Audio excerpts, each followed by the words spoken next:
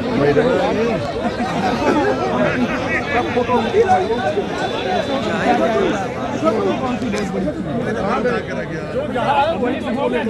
लोगों से निवेदन करेंगे कि जो जहाँ से है वहीं से अपने वक्तव्य को रखे और सुविधा न हो लोग इधर उधर होंगे तो आपको भी लोगों को समस्या होगा।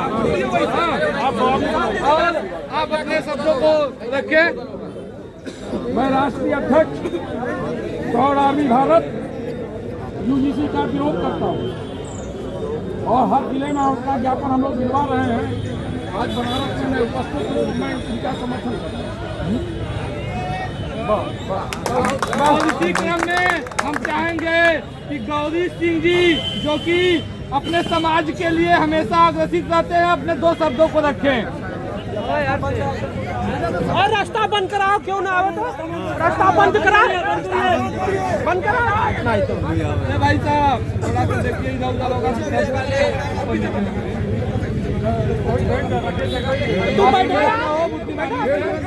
मोदी मुर्दाबाद, मुर्दाबाद, मुर्दाबाद। योगी मोदी मुर्दाबाद,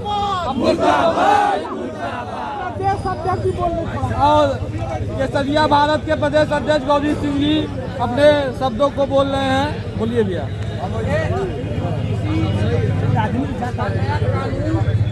क्या आपको पता है कि इसका क्या मैसेज है, इसका क्या संदेश है?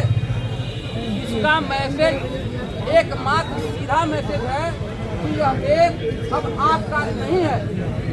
इस देश में अब आपको अपराधी के रूप में देखा जाएगा। अब यहाँ एससी, ओबीसी वर्ग को पीड़ित मान लिया गया है और हमको उत्पीड़क मान लिया गया है, हमको अपराधी मान लिया गया है। यह कानून कहता है कि कोई भी एससी, ओबीसी छात्र या कर्मचारी शिकायत करता है तो 24 घंटे के अंदर कार्रवाई का प्रक्रिया शुरू हो जाएगा। लेकिन जांच 30 दिन बाद तक आ सकता है, जांच 15 दिन बाद तक आ सकता है।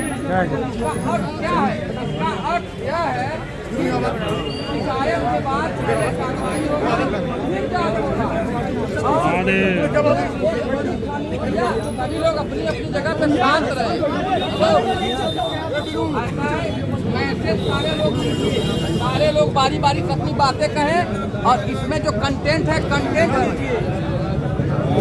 राहुल पांडे जी को हम सभी को नरेंद्र मोदी ने ऐसा फैसला क्यों किया? नरेंद्र मोदी ने इसका फैसला किया क्योंकि 15 लोग साम्राज्य बना रहेगा, जबकि यही 15 लोग उनको कुर्सी पर बैठाए, सिंहासन पे बैठाए।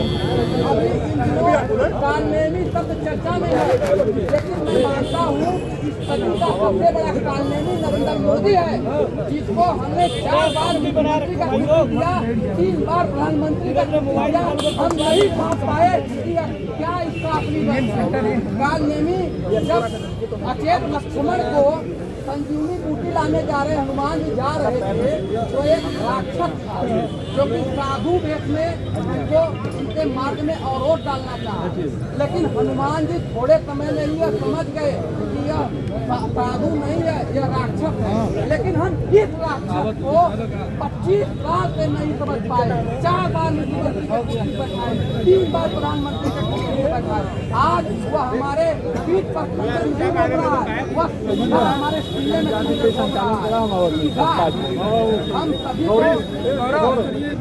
सभी को क्या समझना होगा कि यह उल्टी गिनती समाजों की लोकतंत्र का संविधान का अब हमारे बच्चों को टारगेट किया जाएगा, हमारे बेटों को टारगेट किया जाएगा, हमारे वंशजों को टारगेट किया जाएगा।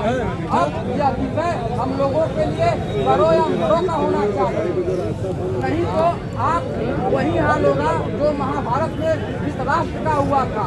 जब समय पर क्रोध करना था तो क्रोध नहीं हुआ, तब वह दुर्बल और चुप बैठा रहा। लेकिन अंत क्या हुआ कि उसको अपने पुत्रों का शोक देखना पड़ा। अंत में क्या हुआ, उसको अपनी पत्नी गांधारी का विलाप देखना पड़ा। तब आप रोक रहे थे, आपको रोकना चाहिए था। तो कृष्ण ने उसे मैसेज दिया, संदेश दिया, उसे बताया कि नहीं, या मैं नहीं रोक सकता था। अगर आप समय पर क्रोध करते तब यह युद्ध होता। आपने समय पर क्रोध नहीं किया, इसका दंड है यह शोक। इसलिए हमको समय पर क्रोध करने की जरूरत है। आप समय है क्रोध करने की, आप समय है हमको आप हमको होना चाहिए। मोदी जी होश में आओ, होश में आओ, होश में आओ। सुनिए, विरोधी होश में आओ। देखिए, जहां हम लोग सरकार का विरोध इसलिए कर रहे हैं कि हमें सरकार का परिवर्तन नहीं करना, परिष्कार करना है। जो कमियां अपने परिवार में होती हैं तो हम ही लोग आवाज उठाते हैं। आज इस भाजपा को खड़ा करने वाला कौन है? सवर्ण है। और अगर ये आज गलत करेगी तो हम ही लोग आवाज उठाएंगे। और इस आवाज को बुलंद करने के लिए हर एक व्यक्ति का साथ जरूरी है, जब तक इस यूजीसी एक्ट को वापस नहीं ले लिया जाता। इसी क्रम में धरोहर संरक्षण सेवा संगठन के राष्ट्रीय सचिव श्रीमान राकेश त्रिपाठी जी हम लोग के बीच में हैं, ये अपनी बात रखेंगे। भाई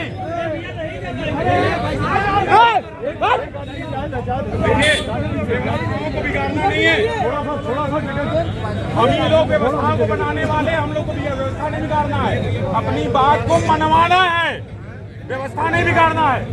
तो राकेश जी अपनी बात रखेंगे। यूजीसी का जो है काला कानून